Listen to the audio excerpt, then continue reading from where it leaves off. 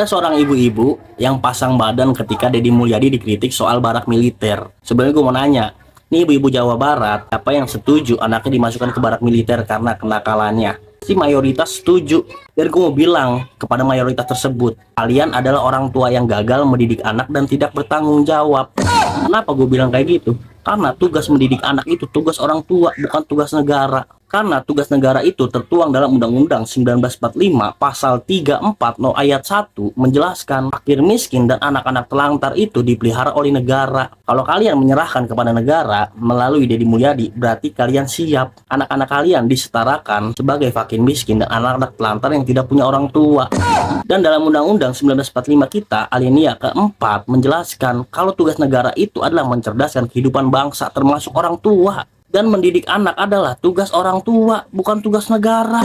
Jadi gue lebih setuju emak-emaknya yang dimasukin ke barak militer, sekolahin bagaimana cara mendidik anak yang baik, bagaimana menghadapi anak tantrum ketika tidak dikasih HP, bagaimana mengajari anak mempunyai pola hidup sehat, tidur tepat waktu, bagaimana mendidik anak supaya nurut dan segan kepada orang tuanya. Itu yang bener.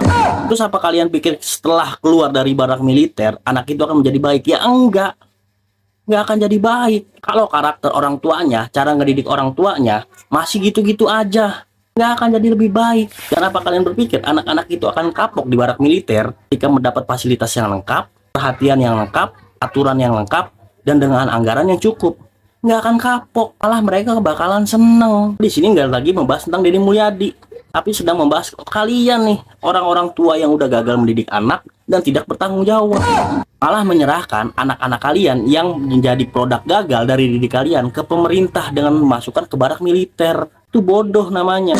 Kasih analogi sederhana, anak macan aja yang punya insting pembunuh dari lahirnya bisa menjadi macan yang baik ketika dididik dan dilatih oleh orang yang pas dan orang yang baik, apalagi anak manusia.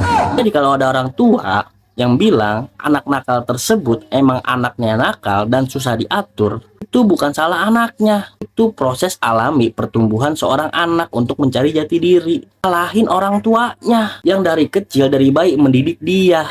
Kenapa anak itu bisa nakal? Dongo.